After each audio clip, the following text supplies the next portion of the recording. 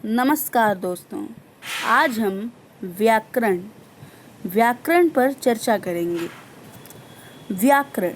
व्याकरण वह विद्या है जिसके द्वारा हमें किसी भाषा का शुद्ध बोलना, लिखना एवं समझना आता है।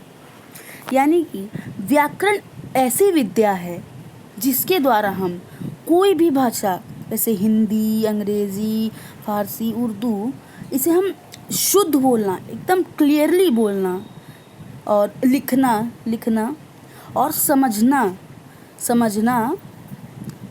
कर सकते हैं, मतलब समझ सकते हैं। ठीक है। और व्याकरण के प्रकार देख लेते हैं। व्याकरण कितने प्रकार होते हैं?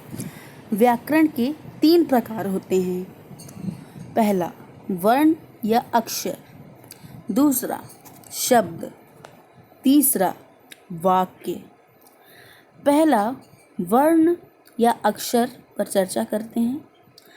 भाषा की छोटी इकाई, ध्वनि इकाई को वर्ण कहते हैं, जिसके टुकड़े नहीं किए जा सकते। ठीक है। भाषा की सबसे छोटी ध्वनि या इकाई को वर्ण कहते हैं। जैसे अक्षर, एक टाइप से सिंपल भाषा में समझ लीजिए, अक्षर, लेटर, उसकी भाषा की सबसे छोटी इकाई को हम वर्ण कहते हैं। ठीक है। और उसके टुकड़े नहीं किए जा सकते। कुछ उदाहरण देख लीजिए, जैसे अ, ब, म, क, ल, प आदि। ठीक है। दूसरा शब्द पर चर्चा करते हैं। देखते हैं क्या है ये।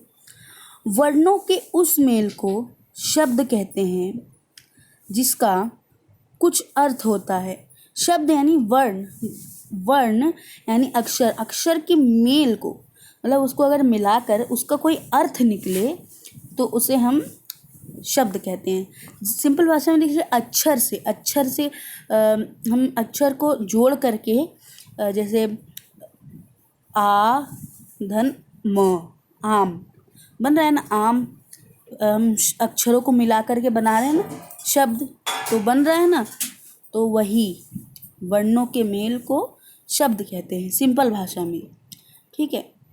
जिसका कोई अर्थ निकल सके। जैसे कुछ उदाहरण देख लेते हैं। कमल, राकेश, भोजन, पानी, कानपुर आदि। तीसरा है वाक्य।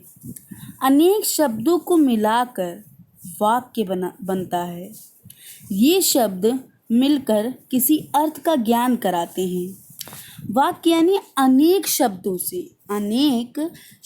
से मिलकर एक वाक्य बनता है जिसका कोई अर्थ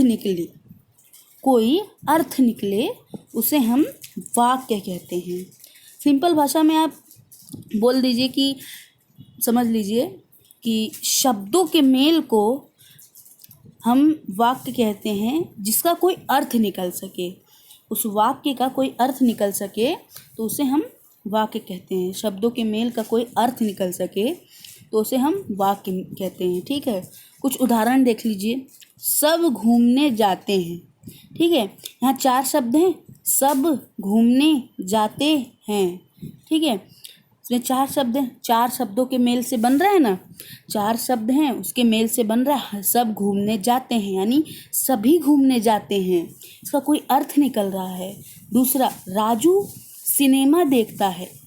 इसमें भी 4 शब्द हैं। राजू सिनेमा देखता है, इसमें 4 शब्द हैं। अर्थ तो निकल रहा है। रामू सिनेमा देखता है, कोई अर्थ निकल रहा है। राजू सिनेमा देख रहा है ना, तो उसका अर्थ निकल रहा है। इन सेंटेंस में कुछ अर्थ, वाक्य में कोई अर्थ निकल रहा है। ठीक है। तो आज के लिए बस इतना ही। व्याकरण हम देख लेते हैं। इसमें हम लोगों ने क्या क्या पढ़ा। व्याकरण किसे कहते हैं, व्याकरण के प्रकार। व्याकरण के 3 प्रकार होते हैं, हमने पढ़ा।